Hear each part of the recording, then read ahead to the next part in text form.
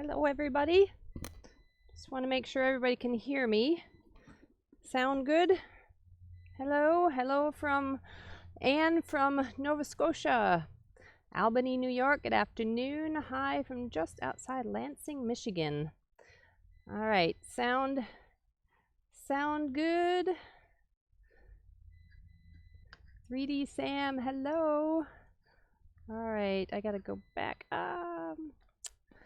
Okay, so it's been an interesting morning already. As you can see, I'm outside, so I have shifted all of my equipment outside, and it's been an interesting journey. In the process of moving and redirecting it from a bench that's over there to a shorter bench here so I could get a better view, I dropped my mouse, and if you can see that, it's got a nice little crack in the center of it. Yeah, it just landed right upside down. And it is hit and miss whether my mouse is actually connected. So yeah, it's always an adventure here. And I was having a little hard time. When you don't have a mouse and you're working with a computer, yeah, it's kind of an issue. All right, sounds good. Wonderful. Well, we are dealing with just a single camera today. I just didn't want to mess with trying to get a second camera up, and also, especially outside. And also, I think this is just going to be one of those where we're going to really just do this front view. Don't let your cat see the mouse. Oh, yeah. Okay, so we are going to, I'm going to show you a bunch of grinding techniques. And let's just see. Okay, so you can see what is going on here. Let me just re-angle this a bit. So I've got this set up. This is the piece that I was showing you yesterday, a glued up piece. If you missed that, I talk about how I laid it out and how I measured it based on the marble sculpture that's sitting right there. Knowing the way this morning is going, I'm tempted to move her away from there because, you know, it's just one of those sort of ominous things where you say, there's this very fragile marble sculpture that is right next to a big grinder, and if I slip, it's just not a good thing. So I am going to do that. I'm going to shift it up to a bench top. You just never know. Looks like a nice day. It is a very nice day. Oops, hold on a second. It's a very nice day here. It's probably about 75 and nice and sunny. And in South Carolina, the summer or the spring started about maybe a month ago with flowers blooming. So it is beautiful here. And you can probably hear the birds in the background and all sorts of things like that. Okay, hello from Southern California. All right, bear with me. I'm going to shift. Oh yeah, it's been an interesting morning so far. Just let me shift around. The problem is too, I've got so many I've got so many things that are attached to me, and I don't want to drop her. I've got cords attached to me, and I've got all right, and I've got all sorts of things. Oh yeah, show my backside there. That was good. Nice view. Hello from stormy Connecticut. Okay, now all right, so I've got all the safety equipment, but I think I'm gonna probably have to remove my the volume once I get, or my microphone once I get to grinding. But excuse me. Got my gloves, got my earplugs because it does get kind of noisy, and I've got this grinder here, and hold on a second. This is the only one that I can see that actually has a label on it. Okay, so this is one that has basically holes in it. I imagine it's probably works in that the sawdust will go through the holes, but it's got a bunch of little spikes on it. Very aggressive. And the brand on this one is called Holy Galahad, Holey Galahad.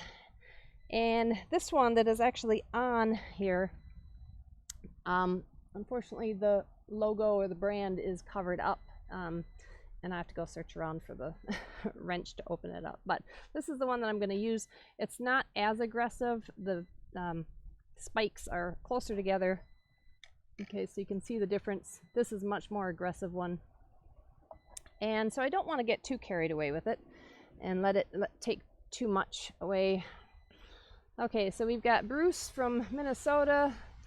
Hello everybody in Belgium, from Belgium, Richmond, Virginia. All right, so as I was mentioning to people earlier, if you just joined, I'm going to be doing an outdoor, a lot of grinding. So I'm going to cover up my computer. Had an interesting journey already of getting everything out here working. Dropped my mouse in the process onto my concrete floor. Probably hit a nice little rock right there. You can see a nice, yeah, see that little shatter? So there you go. Yes, and so if for some reason I get stuck and I can't move my mouse and I can't go from one side to the other, that's what's happening, because it was about 50% working earlier. So hello Bob, how are you?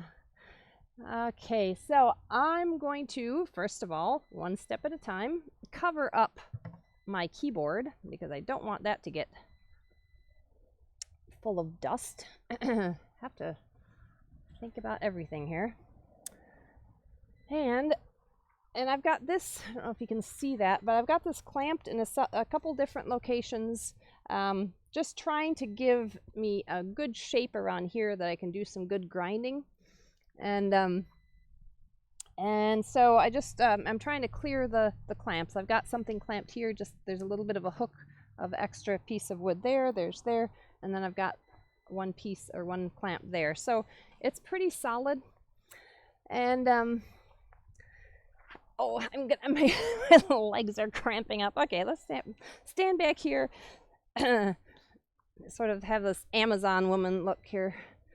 There we go. Oh, look at the beautiful sunny day. Okay, so that's so funny that the angle of this camera does make me look like I'm the sort of monster. All right, so I am crazy glue for my mouse. I think I'm gonna have to buy a new Macintosh mouse. All right, what I'm gonna do, I'm gonna take off my microphone, so it's just gonna be a lot of noise at this point. Everybody, you might, I don't know, it's just gonna be a bunch of noise, so you probably won't be able to. So when I'm finished with this, somebody might have to remind me to put the microphone back on, because those are those little things that I tend to forget. Okay, putting it over there. Hopefully you won't get all dusty.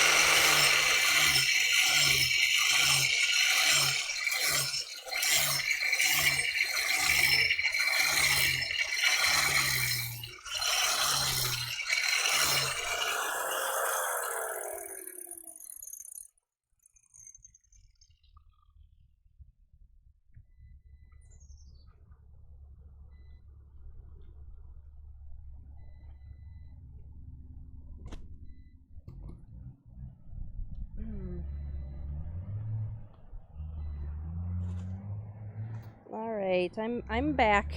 I'm hoping you can hear me.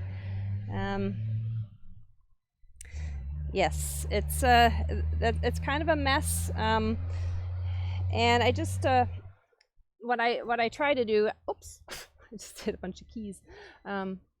I Since I'm outside and it's a little gusty, I just try to stay upwind. And otherwise, I'd be wanting to wear some much more protective glasses than just my glasses. But these are safety glasses also.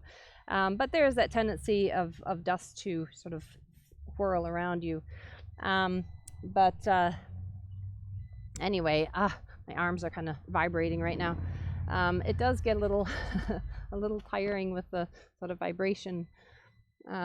Interesting how the mic is trying to compensate for the crazy noise. Oh, interesting. Oh, you might have to turn that down. You know what? I can probably turn that off. I'm not quite sure. Yeah, I imagine it's probably doing some strange things, and I can't hear it from here. Northern California makes very metallic sounding. Oh, interesting. Yeah, well, and you probably, yeah, there's all sorts of racket too. There's a big road down that way. All right. Yes, your carving gloves will help with the vibration. Yes, what I have really, these are full fingered carving gloves, and they just have a plastic surface. And there's not a lot of padding on these. And this is really more for protection if I get careless, and I mean, that will eat a chunk out of your finger very, very quickly.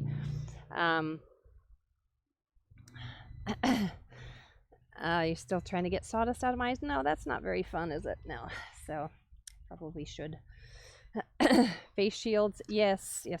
And you know, you just have to be careful if you ever get to the point where it's actually grinding back into you. Definitely, you know, need to have a little bit more protection. Nice propane tank. Yeah, that was here when we moved here. It's been there forever. I like the background, the back view. Okay, angle grinder may not be the most traditional tool, but this will save a lot of time, so we can get into the carving. Exactly. I'm doing the basic rounding of her head, and just trying to get a lot of the meat out of it. So I'm gonna have to probably move this this clamp right here, because I'd like to do the sort of blending right here. But I need to be careful because there's a little rose on so her face is here. It's going to be turning this way, and then there is her bust right there, and then there's this little rose right there. So I'm going to leave this sort of height right here, but then this corner can be knocked off, just so it doesn't have to, so I don't have that step there. And really, this step of the way is really just kind of forming that general round shape, and then I can do a little bit more finessing. What I would prefer is having the sculpture right next to me as I'm doing this, but I'm quite nervous about that. You can see sometimes it's a little hard to control it, so if it slips and goes off and runs across the marble face, that would be pretty traumatic. So just while I still have a lot of room to play with it, I'm just gonna do a general shaping, and I may, she's up there, 4 feet away, 6 feet away, the social distancing, and so I can at least kind of get an idea of what's going on. Yeah, it's going to be a lot of fussing and detailing with this. Okay, some other questions here. Yes, using angle grinder does save a lot of time. Yes, as someone who now needs hearing aids, I gently advise earplugs or muffs. Yes, I had my little my little foam earplugs in. Raymond from Pensacola, are you sure you haven't done that just as quickly with the V-chisel? You know what? If I really focus on this, and you know what, I might be a better thing. Where did that other grinder go? Might be a better idea to actually get a more aggressive one, because it is a slow process. So get an aggressive one, but you can also take too much off too quickly, and then just end up being a much smaller one. So it just depends. You know, take your time, rest every once in a while, shake your hands out, because when that sort of vibration happens, it can get a little sore. I know when I was working in England, they had a rule where you couldn't use pneumatics or real heavy grinding machines more than an hour at a time before you had to rest for an hour. So that was actually a rule over there. Which makes sense, because you know, after a while, that you can really damage the nerves in your hands if you do a lot of that grinding. All right, do you always start with the head and work down? Not necessarily. No, I'm going to be working on the shoulders and kind of all working it all together. But I do know that the head is round, so that's sort of the one part that I'm pretty confident with, even though there's going to be some hair areas. Some sort of sticking out a little bit further. The face is going to be sort of offset, pointing out this way. So yeah, I mean, it's the one I'm confident with.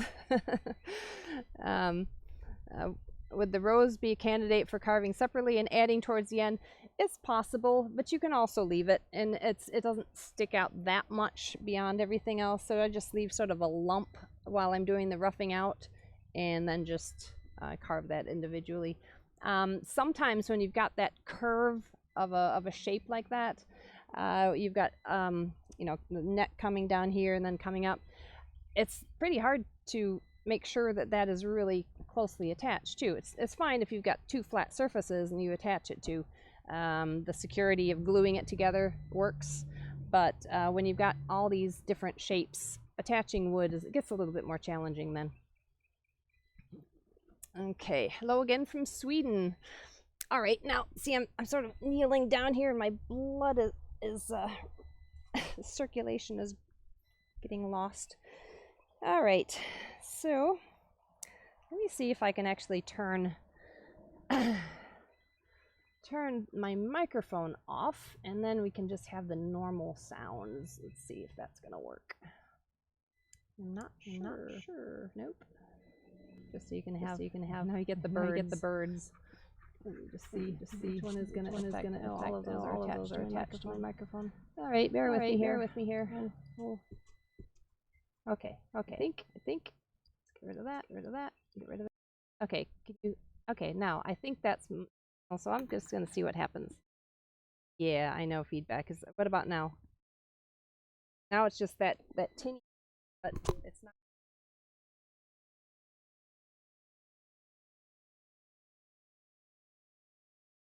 This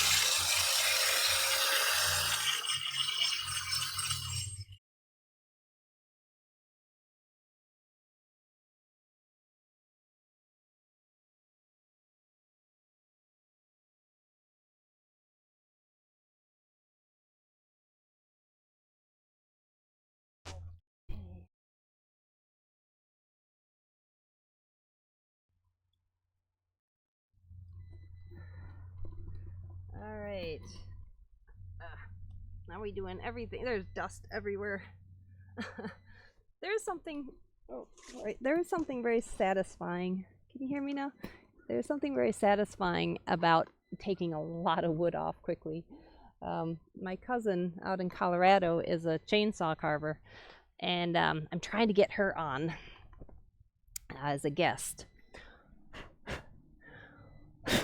Oh, my poor computer keyboard. Bear with me. I gotta dust my screen off so I can actually see you guys. Yeah, this is a bit risky. A bit risky bringing everything outside and getting dust everywhere and dropping my mouse on the ground, on the concrete. All right, webcam mic and the headset Mary uses. Oh, okay, you're explaining what that is. Yeah, so I think you can hopefully hear me a little bit better here. So you can see, oh, hang on a second, I'm getting snagged. You can see what's going on here. Starting to form that, and then started to show the rose is going to be right there, so I am going to try to leave a little lump there. The shoulders coming down there. I could probably take still a lot more. Okay, and I'm going to end up turning this around and rotating it so that I can attack the other side, this side here, so you can see it. I would much rather rotate my carving than rotate the screen on the computer, because having my computer drop on the ground would be really, really traumatic. I've got my computer sitting on this bench right here. So anyway, you know, after dropping my mouse earlier, I just don't want to risk anything like that. Okay, so let's go ahead and try to clamp this down. Now this is actually just a kind of a hard rubber, very sturdy rubber thing that I'm just, it fit on top of this this planter just perfectly. I thought, oh sure, let's use that. So, you know, you use what you have out. And you use what you've got. The question is grain direction. There is a point when you do have to consider, I mean, you basically, if you're going to be taking this edge here, it's better to be able to start there and just go right with the grain there and right with the grain there. It does cut better. If you try to go right against the grain, it's a little bit more effort, but it still cuts, and it doesn't, so it's not a huge issue. The difficulty sometimes is when if you can't get the leverage. Now I don't know if you notice there's positions that I was having a really hard time getting to, and so I just had to kind of stay with whatever position. Oh, that's not gonna work. Position I had. You know, and because I'm feel much more comfortable holding on to you know, the handle with my right hand and guiding that, and if I have to do turning around, anyway, it's more geared towards the comfortable and the safetiness of holding the saw itself. But no, you can pretty much go in any direction. Oh, I just got a nice little. I'm gonna try something here. Hold on a second.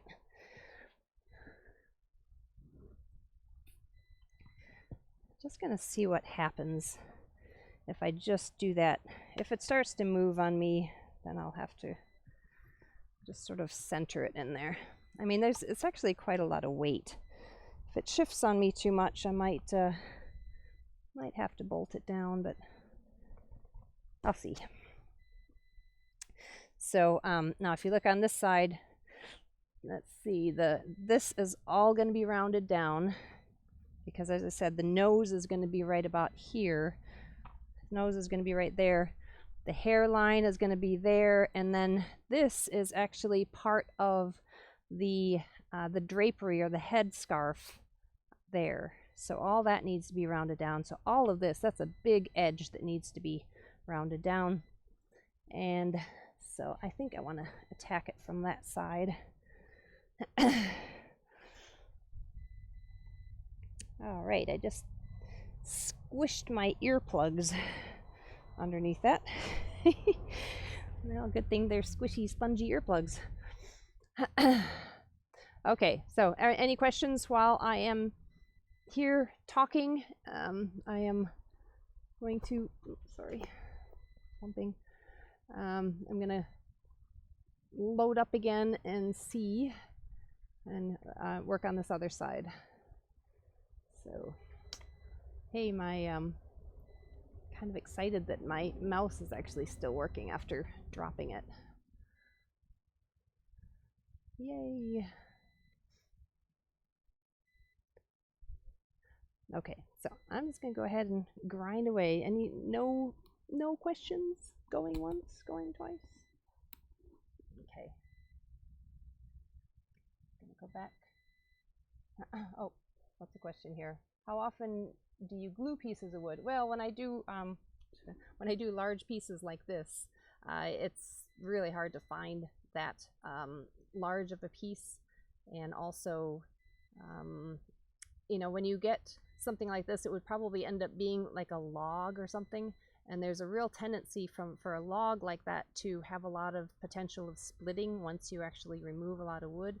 So gluing up ends up being a little bit more secure for splitting, and just sort of the unknowns. You carve into a 12-inch log and there's a lot of mystery still. So gluing up pieces where you can kind of know what's going on, but I don't, it's really more for larger pieces that I glue up. So all right, I'm going to grind again. Let's unattach myself to these things. It's quite a process. All right, take off that speaker. Bear with me. I'm gonna put it back.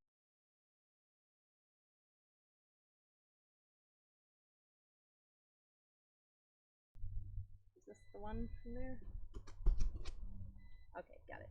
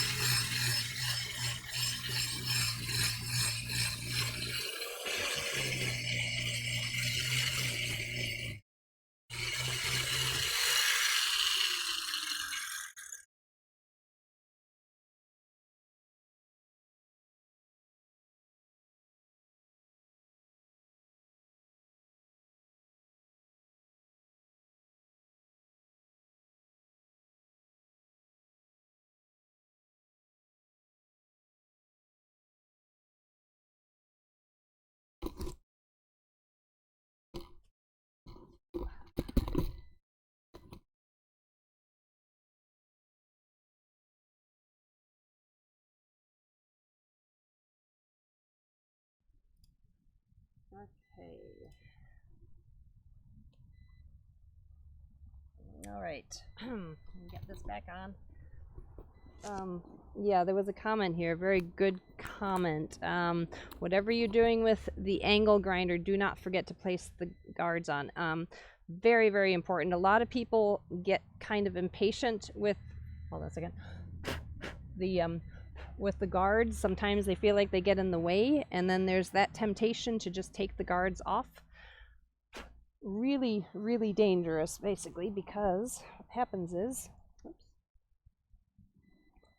what he's talking about is this thing right there, and it does limit you from where you can access it, but don't let that stop you from using it, because this is protecting your fingers from going against that.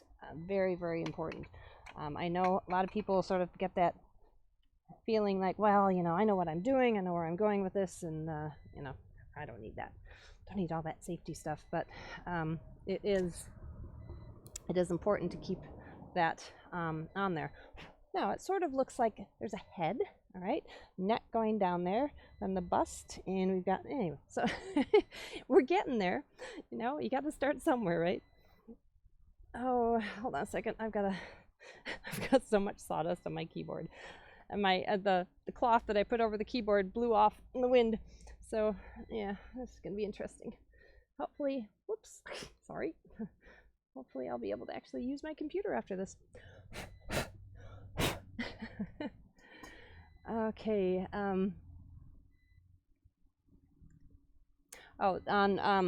When I was demonstrating that, now use gloves, of course, but when I was demonstrating holding that, basically, if you're really wanting to brace and actually get good leverage so it doesn't slip, I don't know if you noticed in some of the ones when I was doing real light cuts, it kind of was bumping, and I was more using my arms, my muscles. But if you really want to do that sort of long sweeping cut, like along this surface, I held it up against my my stomach, and then just use that and actually shift my body, and then I don't really have to use my arm muscles at all. Arm muscles are just holding it tight, but I'm actually using my body and shifting it. It's a much safer cut, a much more controlled cut. But you get into these awkward areas where you can't do that, but when you do these long sweeping surfaces, really, really helpful to just be able to brace it, either maybe brace it on the side and then do a swinging motion like that. And do you see how even that is? And as long as you don't try to take too much away at a time and just let it sort of skim across the surface, it works a lot better. If you try to take too much away, what happens is then it wants to dig, it wants to catch, it wants to sort of scoot sideways. But you can use it to do some really good finessing too. There's a bunch of different kinds of those grinders. And so if you wanted to do any kind of that machine carving, that where you're doing, do the big chainsaw bears or something, you could do it all with a grinder like this. Different grits, so some really aggressive and then using the more refined. This is actually one that is probably, well, for what I'm doing, it's okay. But they have some that have got a lot more grit on it. Now, actually, if you look at this, I don't know what it was used for, and I don't remember ever using this, but I don't know if you can see, now you probably can't, but there's some spikiness right there, and then right there, it's flat. All those spikes are flat. So I don't know if this was something that was used on, I don't know, concrete or something, but it's gotten a little worn, so it probably wouldn't be as aggressive as it needs to be. Okay. Let's see here. Most angle grinders come with a handle you can screw into the side. I would think to use, spread my hands further apart, your hands won't tire as easy. Yes, that's a very good point. There are, and there's little holes here, but I seem to have misplaced those. But yes, what happens is you get a right or left hand, and you can hold it like that and do exactly the same thing. And basically, I'm just holding it like that. There is a tendency for it to not hold as solid without the handle. So yes, you were very, very right with that. I have to find it. I know I have it somewhere. But what happens too, though, if you are a right and left-handed cutter, then you have to take it off and screw it on and move it around if you want to do that. But yes, normally they do have those. Okay, let's just see here. See. Okay, the way to use your legs instead of your arms to control the grinder reminds me of the way you sharpen a curve gouge. Good point about the accessory handle. Yes, and it comes with any kind of woodworking. I mean, if you have a hand plane, you have a certain stance that you end up using leverage more than really. If you're going to be doing this for hours, you don't want to be having your arms absolutely exhausted by the end of it. And so you really need to sort of use the leverage of positioning of your feet, and then using sort of a twisting and a swinging of your body, rather than trying to always do with your arms. Again, there's going to be some times when you have to do a little bit more finessing, shaping, but mostly you can do those long sweeping cuts just by the swinging of your body.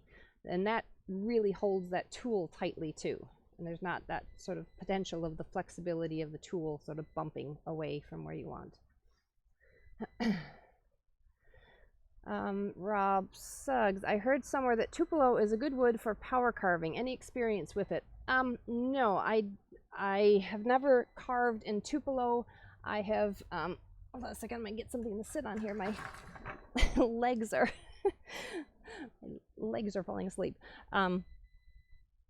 I have heard it's very good. A lot of bird carvers use Tupelo, and from what I understand, it's very similar to basswood. It's not as available as basswood, though. That's the problem. Is the only part I was actually looking for some one time because I had a big project to do, and I thought, hey, somebody mentioned Tupelo is a very good carving wood, and the only place I could find it was up in the Northwest. And it was expensive, so I don't know where it grows. I don't know anything about it, but it's quite a lot more expensive than the basswood. But I have not had a chance to actually carve in it. Do you have marks you're cutting to, or do you visualize what you need accurately enough? At this point, I'm still very flexible. I'm hoping I didn't grind off her chin or something like that. Which actually I'm looking at her now going, boy, I hope not. At this point, I don't have any marks. I just was simply taking off the corners. And what I'll do next is I'm going to take a pencil, and then I will I'll locate where that nose is, and then so I'll know from side to side where the face is going to be. So I need to find out what direction the nose is going to be. And once you start getting guidelines, then you can get a little bit more accurate. Once I find out where that nose is and the angle of the turned face, then I can mark where the edge of the hairline is. Edge of the hairline there. All right, so there are certain things that you can still mark and identify. You want to locate, just basically measure from the top of the head down to the base of the chin. Okay, so you try to think of anything that you can use as a guideline. This is a pretty specific height, okay, from the top of the head down to the base of the chin. Another one is from the tip of the nose to the top of the head, and then from the tip of the nose down to the chin. So you can start dividing that up. It's this point when it's just sort of all very vague based on the pieces of wood that I cut. And then what I can do is I can make sure that we've got the width right. Where the rose is going to be, I want to make sure, and I can just do some real rough sketching of that. Now, if you look at from the top, it doesn't look like a whole lot. Okay, face is going to come out there. This still needs to be rounded quite a bit. That's still very square. And so I'm going to take my time with it. If you start getting too impatient with it, then you start losing things that you don't want to lose. So you do want to be patient with it. Stop every once in a while, bring her right next to it. Now, since I'm not going to be grinding anymore, sorry, bear with me while I take this off, and I'll probably bump my microphone. I'm going to bring her down. Oh yeah, let's get my... Hold on, I'm tangled up now.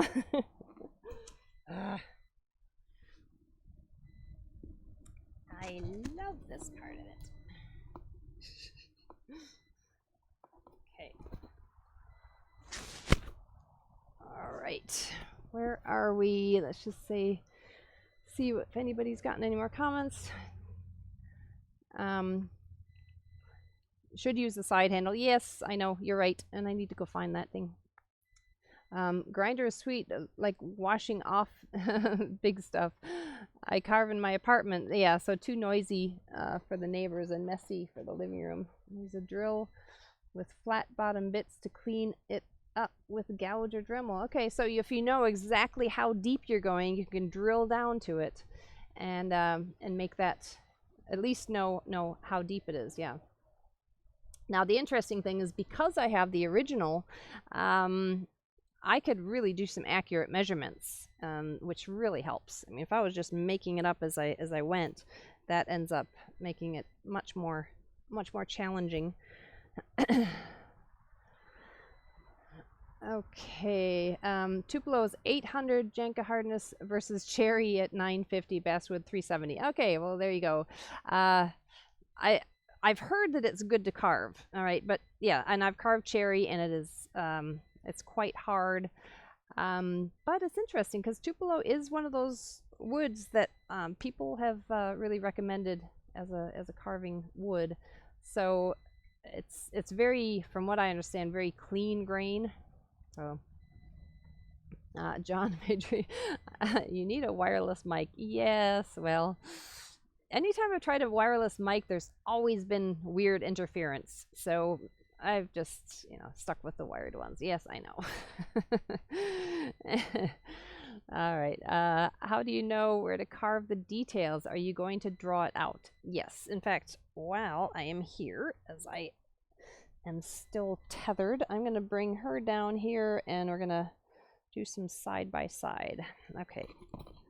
Hold on one second. I'm going to stick around. This is probably going to go on a little bit more than an hour, but I'll be right back. I want to get a pencil.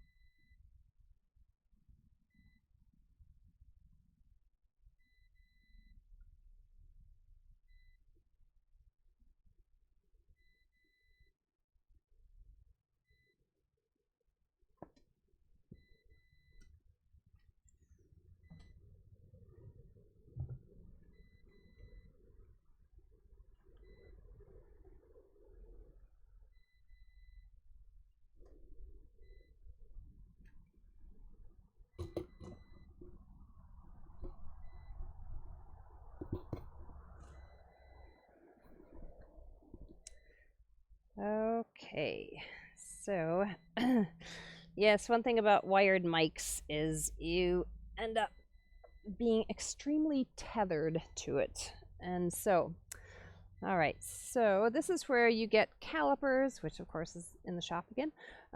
You get calipers, you figure the width, and if you can see what's going on, that's the bottom. Okay, so my next process is really simply just going to be lining things up. She's got a very thin neck, and I've got a very thick neck here. Okay, so if you look at that actually, this all has to come down, that all has to come down, just really thin it down. And I am a little cautious doing that with the grinder, just because going into, I don't know if you noticed, so when I was trying to go into it, it caught just a little bit, because you're basically using the edge of the grinder, and you can sort of do some sweeping cuts like that, but it's not a real secure cut. So I may end up just using a gouge for that. So what I'm going to end up doing is, it's about a 45-degree angle, the actual angle of the face. So about there, that's basically where the nose is. And a lot of times when you have a face like that that's coming sideways, that ends up being the trickiest thing. If it was straight on, it's very easy to make something a very straight on face side. Everything is even on each side. But when it's tipped, there's a lot of different dynamics that happen. So when you do that, you want to line it up. Fortunately, this is light enough where I can sort of shift it around like that. Line it up like that so I can view it straight on. And I'm just going to visually draw a straight line down there. That's where the nose is. From one side, that's the eye, that's the eye. Now, it's very vague at this point. Nothing set in stone. But at least it's something to start with. Okay? Then I would measure from here to there, all right, from the top, very top of the head down to there, with calipers. Then I would measure this, or dividers, the dividers that have the hook on it. Now I'm going to go through a lot of this more when I'm back in my workshop, and I'll have all of that stuff there. I'm just so concerned every time I go in there I'm going to trip over something. And my computer is going to be one of these things that's going to go the next time. All right, then you measure, you know, the location of the bottom of the chin. All right, so let's just say that. I'm just guessing. So that's basically the bottom of the chin. Once you locate the bottom of the chin, then you can start doing that hollowing out of that neck right there. Okay, and if you see that right there, it's right, all from there. She's got quite a thin neck. Now she is probably about 50% of a full-size face. So, you know, that's something to think about too. You need to kind of consider, if you end up using your own face as the model, looking in the mirror, then you got to sort of shrink things down a bit. Okay, let's just see some questions here. I tried to hand plane a piece of Tupelo and the grain was so interlocked it defeated me. Maybe just the piece I had. Oh, interesting.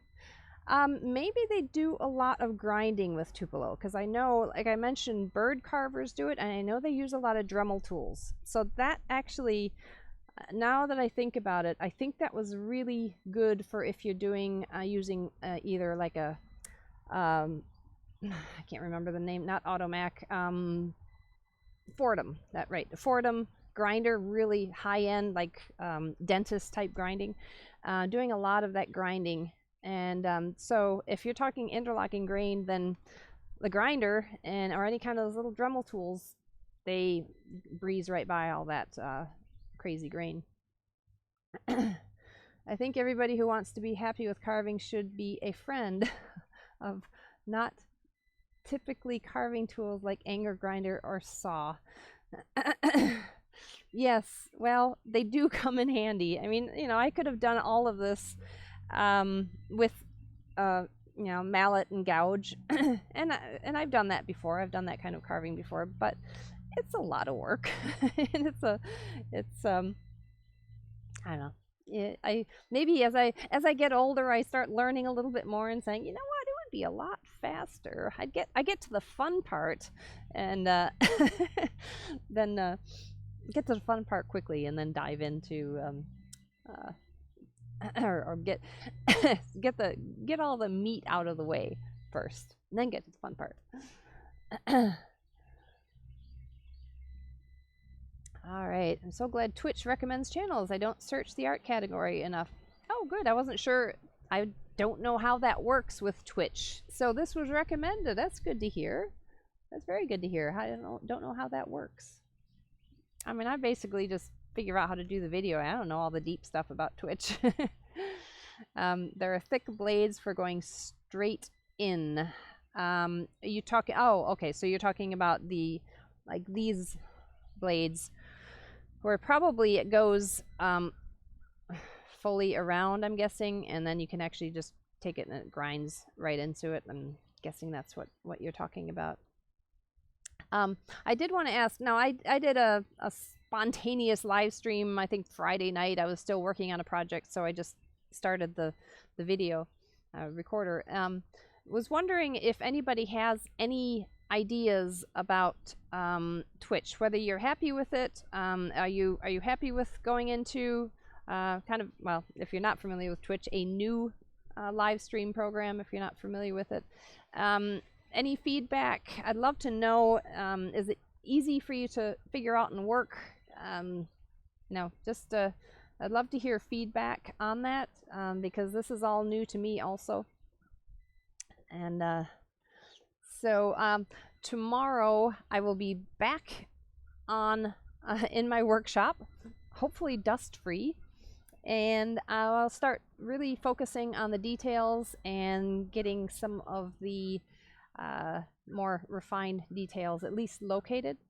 I may end up spending a little bit more time while I'm all dusty, and I might just do a little bit more refining, maybe thinning down of the neck while I'm out here. But so anyway, well, thank you for joining me today, and it's a beautiful day, and I might just stay out here. Okay, we've got Twitch works for me. Enjoy the Friday night live stream. Well, thank you. Now, I ended up sending an alert, or an alert was sent supposedly Friday night when I did that, and some people got it and some people didn't. So still working on the whole alert thing. Looking up, Tupelo does have interlocked grain, which could be a planing problem. Yes, and a carving problem, I would think. Okay, all right, thank you everybody. Easy to use, helping someone with their live streaming, and they're looking at Zoom, Instagram, and Facebook. Have you used any other than the Facebook you started with? Not live stream. No, I haven't really done any kind of live stream. This is all I've done with that. Zoom, I'm doing a class through Florida School of Woodwork starting next Saturday, and so far we've got 7 students, and if you're interested in that starts next Saturday. So and there's still room available, and but we're going to try that on Zoom, so hopefully that's going to do very well. We tried it out this morning, tested it, made sure everything worked, and yeah, I think that's going to work out really well now that we're sort of limited with actual in-person classes for a little while. Okay, let's see here. Simple to use, everything is self-explanatory. Well, good, that's good to hear. All right, thank you everybody. Will you start your layout by using a center line? A center line based on the nose. So technically, yes, center line, not center line from looking straight on, center line from this part. All right, so I have to identify that, and then everything else is going to be based off of that. It's going to make it a lot easier than just sort of diving in and trying to work on. That's really kind of the only center line you can actually locate when you look at, faces. You go like that, and then there's also going to be a center line of the center of the bust, so I can work from that point out. So you've got working it from that way and working it from that way. And so yes, center points are going to be located first. Okay. All right. Thank you. It'll be good when we get back to normal. Too many people online. There are a lot of people online. So far, though, I haven't had many issues with any kind of bad, connections or anything like that. So we're doing okay. The only thing yesterday had the issue with storms going on, so we had to delay it. Okay, it's been a great time. I've never seen you sit before. That's funny. Yes, I had students here one time spending about a week here, and to just they said, well, it's 10 o'clock in the morning. Where are your chairs? I'm like, chairs? What are chairs for? Come on. And they actually went down to the local dollar store and bought me some chairs so they could actually have a break. What does that say about me? That's funny. All right. Thank you. Twitch seems easy, but they really crank up the volume on their commercial, whereas your volume... Oh, isn't that annoying? All right. Glad I found your channel. Thank you. It also depends on the goal of the streamer. Twitch is a better platform for monetizing. All right, to see the list of commands, I've heard that the free version of Zoom has security issues. You know what? That's been in the news a lot lately. But my issue is, if somebody wants to steal a wood carving instruction on how to carve an oak leaf, go for it. It's not like I'm, sending trade secrets across the web. So don't worry too much about it. But yes, if you're going to have like secure meetings, you might want to look into that a bit. Okay, all right. Thank you, everybody. And for the Zoom class, do you need your own supplies, tools?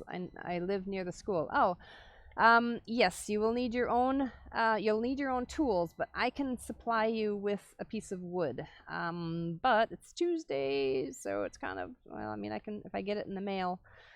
But if you have a woodcraft near you, if they're still open, they might be closed down for this. The retail stores, I don't know, but they usually have basswood. So you're going to need a piece of basswood about 6 inches by 7 inches, and you need a set of tools, and all that's on the website. But so yeah, that's so look at it. Looking up. It's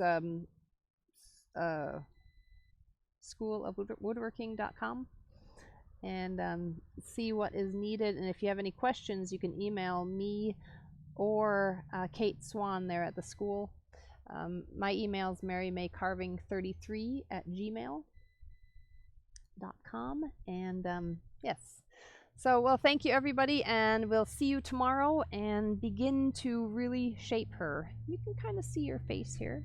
Here, let's do an eye there, an eye there. Okay, oh, you can kind of see her. A smiley face. There. All right. A plaster, I'm guessing you said cast of the bust. That's actually is marble. That's an original marble. But it would be great to make a casting of it, but I'd be concerned about damaging it, and the process of actually putting like silicone on top of marble, I'd be concerned that it would discolor it somehow. So I could test it, I guess. But all right, well, anyway, happy carving and enjoy the outdoors if it's nice in your area. I'm gonna stay out here. Got to get the computer back inside and dust it off. All right, well, happy carving, everybody, and hope to see you tomorrow, same time. Bye bye.